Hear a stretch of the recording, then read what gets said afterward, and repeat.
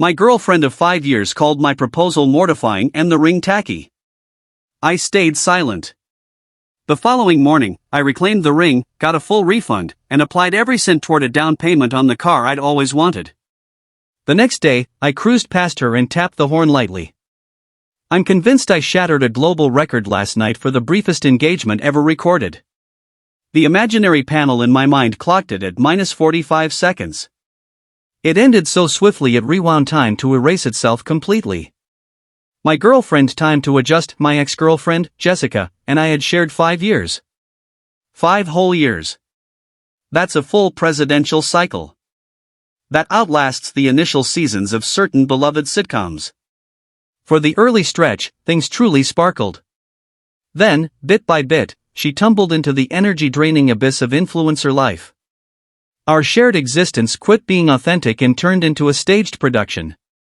A prime illustration. Last anniversary, I scrimped and reserved a stunning isolated cabin up in the hills. Picture crackling hearth, twinkling constellations, winding paths, the ultimate romantic getaway. I could barely contain my thrill. She wasted the opening 4 hours griping that the forest lacked proper angles for selfies and the lodge felt too primitive for her online vibe. Her vibe. She peddles scented candles on Etsy to roughly 90 followers. Her vibe is filling our home with vanilla scents. Her circle, the mimosa militia in my nickname, mirrors her exactly. A couple weeks back, I endured the bad luck of witnessing one of their pals get engaged. I observed Tiffany and Madison shred the fiancé's ring snapshot on Instagram. 2 carats? Does he grow vegetables?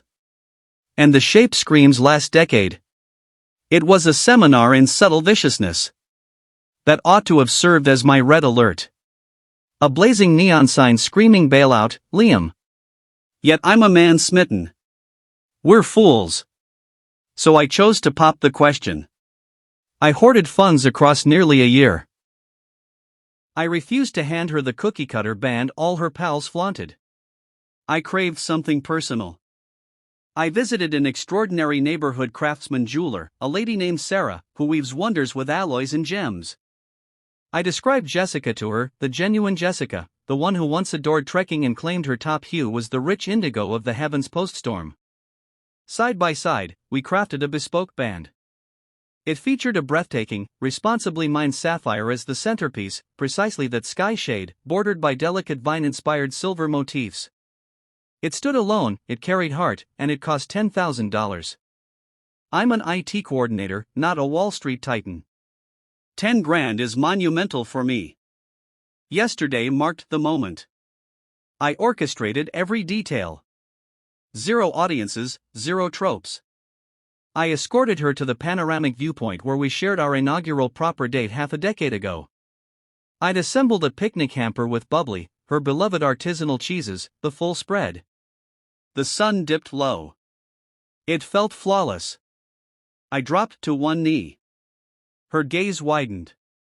I retrieved the carved wooden case, my pulse pounding like a rock concert in my chest. I delivered the full monologue about our path, my devotion, my desire to build a lifetime together. Then I lifted the lid. Her expression, previously alight with eager joy, simply collapsed. It didn't sag, it cratered like a stock plunge. She stopped meeting my eyes. She darted glances about, as though terrified witnesses might appear. "Oh my God, Liam," she hissed, tone matching her reaction to a bathroom arachnid. Is this the plan? Out here? Nobody's even nearby to snap a photo." My mind spun like an old modem struggling with a vintage web page.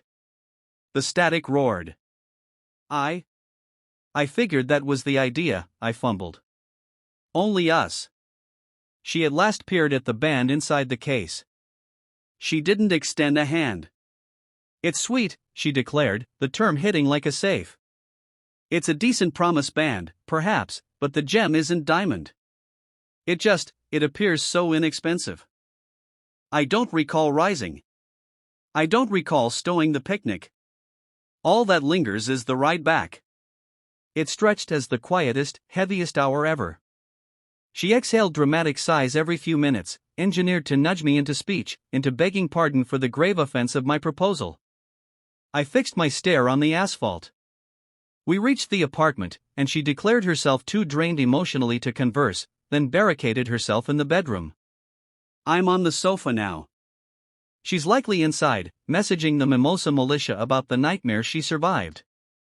She assumes I'm out here, devastated, grieving the future we planned. And one sliver of me is.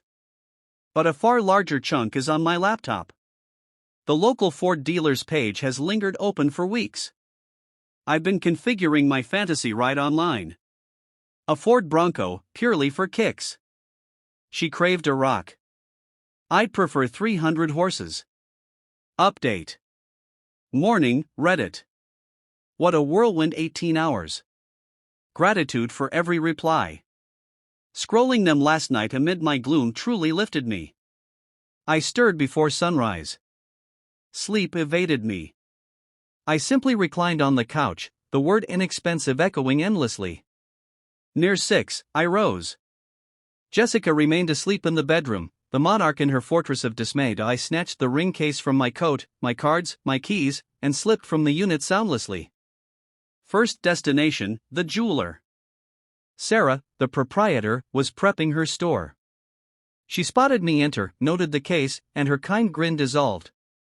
Oh, sweetheart, no? I merely shook my head. It was inexpensive, I muttered. She stared, utterly confused. I delivered the quick recap. The viewpoint. The hamper. The awkward. The promise band. Done, she removed her specs and massaged her temples. That young woman, she stated, merits no partner who recognizes a sapphire. Her affection hinged on carat weight. You, darling, have evaded a missile. Since she's practically angelic and a shrewd entrepreneur who spots a tail, she issued a complete refund. She'd showcased the band in her window as a singular masterpiece.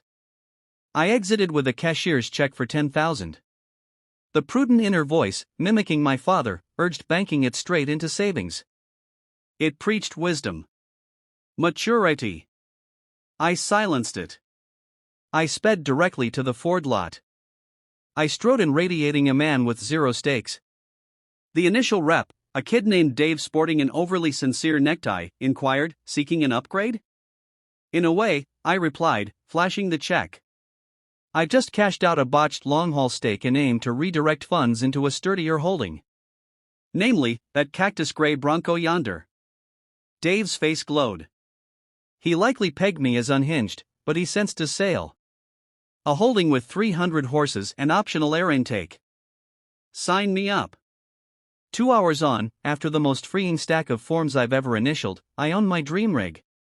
I roared from the lot with windows lowered, Queen thundering at neighbor irritating levels. Fresh interior scent, engine growl. Pure bliss.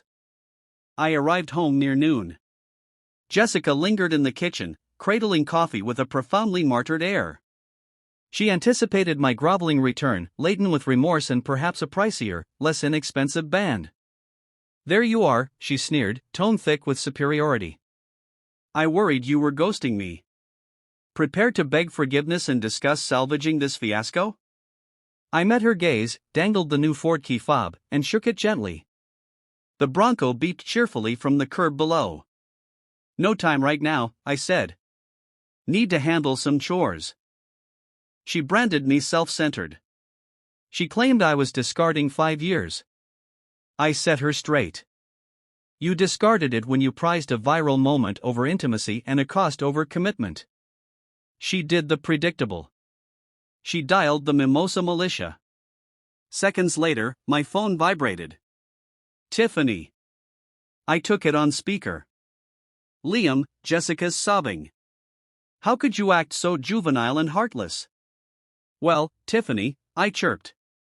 She deemed my forever vow inexpensive, so I pivoted to a V6. It's emotional diversification. Wish her well. I ended the call and blocked her. Then Madison's. Then Jessica's. I informed her I needed her and her polished possessions cleared from my place by week's end.